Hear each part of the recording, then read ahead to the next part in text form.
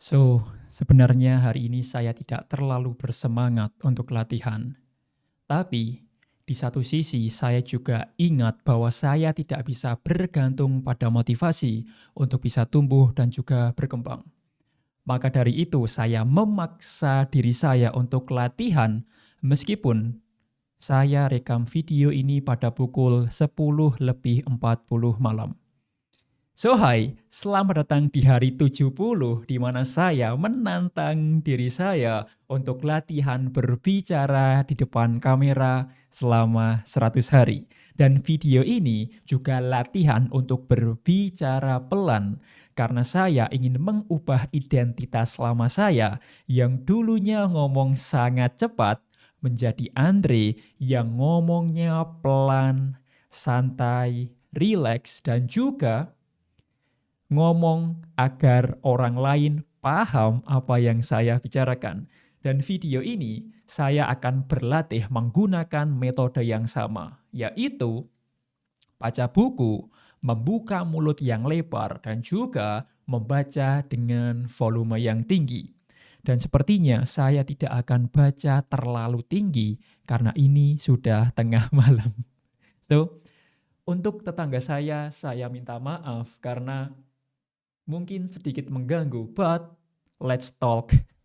Mari kita lanjut ke video latihannya. Dan ya, ini adalah hari ke-70. Saya sudah bilang di opening, saya kurang termotivasi. Saya tidak termotivasi untuk latihan hari ini. Tapi saya tidak bisa mengandalkan motivasi untuk meraih kesuksesan.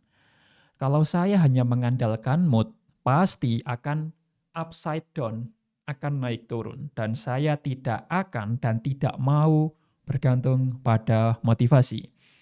Tujuan saya adalah untuk challenge diri saya berbicara selama 100 hari adalah untuk memaksa, mendorong diri saya untuk tumbuh apapun itu motivasinya atau apapun kondisi mood saya.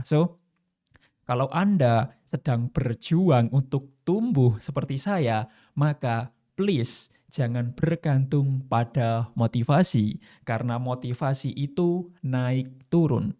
Kalau Anda sedang termotivasi, pasti gampang banget untuk belajar atau latihan. Tapi ketika Anda tidak termotivasi, pasti Anda akan malas-malasan. Pasti Anda tidak akan latihan yang bisa membuat progres Anda hilang selamanya. Jadi, jangan bergantung pada motivasi. Tapi tantang diri Anda untuk latihan setiap hari. Mau itu 10 menit, mau itu 5 menit, itu jauh lebih baik daripada tidak latihan sama sekali. Slow motion is better than no motion, atau langkah pelan itu jauh lebih baik daripada tidak ada langkah sama sekali.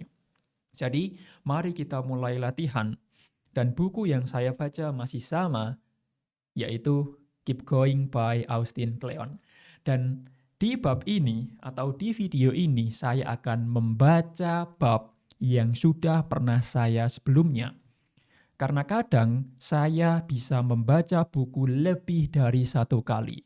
Khususnya jika bab itu sangat ngena, sangat bermanfaat untuk saya. Jadi mari kita mulai baca buku. 5 menit dimulai dari sekarang.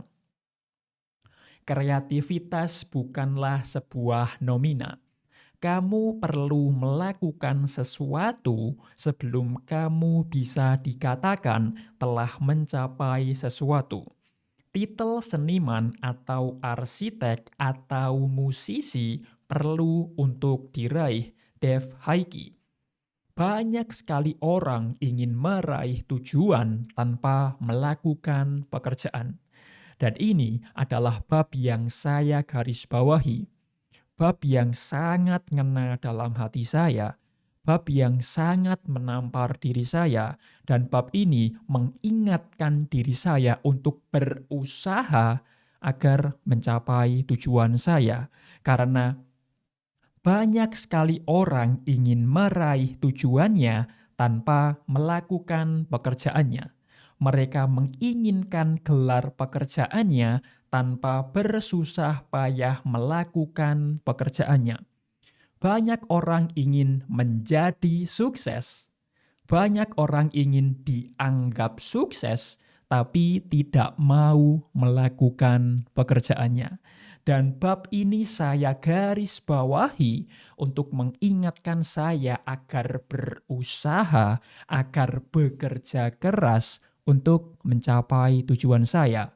Kalau saya punya tujuan tapi tidak bekerja keras, it's impossible to get there. Jadi, Andre, jangan lupa untuk ambil aksi, jangan lupa untuk bekerja keras, jangan lupa untuk terus konsisten untuk mendekatkan diri saya mencapai tujuan saya. Lupakan hal yang berusaha kamu capai dan fokuslah pada kerja aktual yang perlu kamu lakukan. Melakukan verbanya atau melakukan pekerjaannya akan membawamu ke tempat yang lebih jauh dan jauh lebih menarik. Jika kamu memilih nomina yang salah sebagai cita-cita kamu, kamu pun akan tersangkut dengan verba yang salah. Ketika orang-orang menggunakan kata kreatif sebagai sebuah titel pekerjaan, itu tidak saja membagi dunia secara salah ke dalam orang-orang yang kreatif dan orang-orang yang tidak kreatif, tetapi juga menyiratkan bahwa pekerjaan kreatif berarti menjadi kreatif. Namun, menjadi kreatif tidak pernah jadi sebuah tujuan. Ia merupakan sebuah sarana pada hal yang lain. Kreativitas hanyalah sebuah alat. Kreativitas dapat digunakan untuk mengorganisasi ruang dudukmu, melukis sebuah mahakarya, atau merancang sebuah senjata penghancur massal. Jika kamu hanya berkeinginan menjadi kreatif, kamu bisa saja menghabiskan waktumu dengan menunjukkan bahwa kamu memang kreatif. Menggunakan kacamata karya perancang, mengetik dengan MacBook Promu, dan mengunggah foto-foto dirimu di studio yang diterangi sinar matahari di Instagram. Lupakan nominanya sama sekali, lakukan verbanya. Aku tidak tahu apa diriku ini. Aku tahu bahwa aku bukanlah satu kategori. Aku bukanlah sesuatu atau sebuah nomina. Aku seakan sebuah verba, sebuah proses yang berevolusi. Lupakan tujuan Anda dan lakukan pekerjaannya. Dan itu adalah salah satu protokol yang akan saya gunakan untuk menjalankan kehidupan saya di tahun 2026. Karena sekarang adalah akhir tahun dan menjelang pergantian tahun, pasti banyak orang akan membuat New Year Revolution, New Year, New Me, dan lain sebagainya.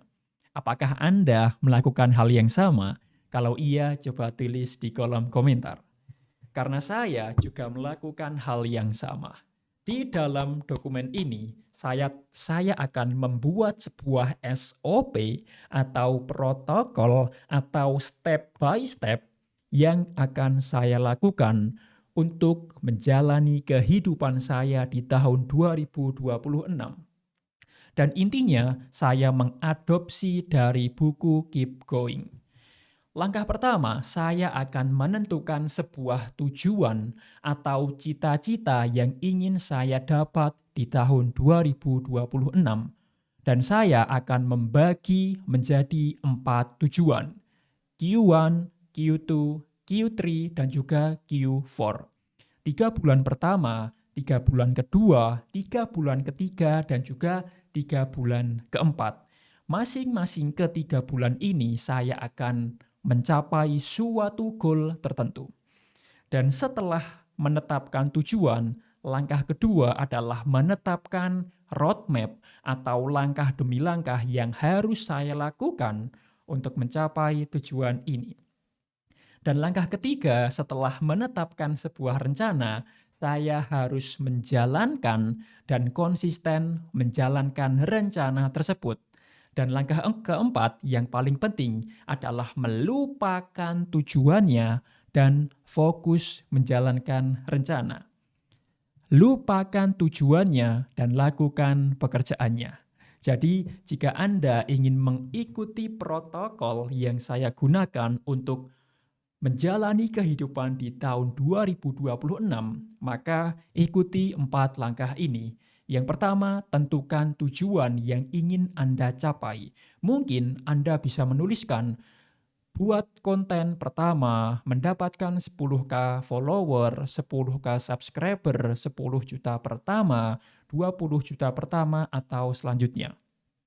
Langkah pertama, tentukan tujuan yang ingin Anda capai. Kalau Anda tidak menetapkan tujuan, maka Anda akan bingung, kira-kira waktu saya, energi saya, waktu luang saya ini mau diapakan.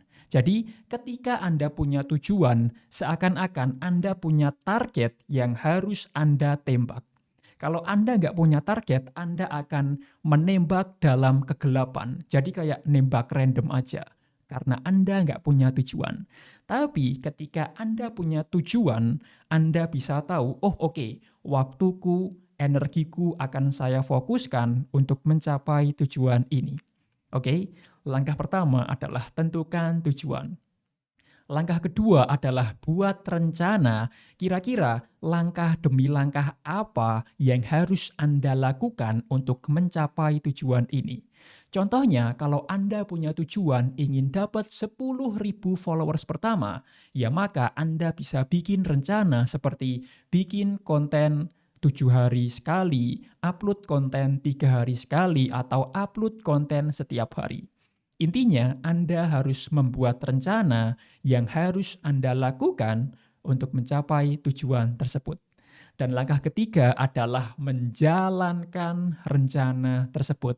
Enggak cuma ditulis step by step-nya, tapi benar-benar dilakukan. Dan langkah keempat adalah melupakan tujuannya dan fokus pada pekerjaannya. Karena orang yang fokus pada pekerjaannya akan melangkah lebih jauh dibandingkan orang yang jatuh cinta dengan hasilnya. Dan menurut saya, sangat mudah untuk menyerah ketika Anda hanya fokus pada hasilnya. Tetapi hampir mustahil untuk menyerah ketika Anda fokus pada prosesnya. Jadi, cintai prosesnya, lupakan hasilnya.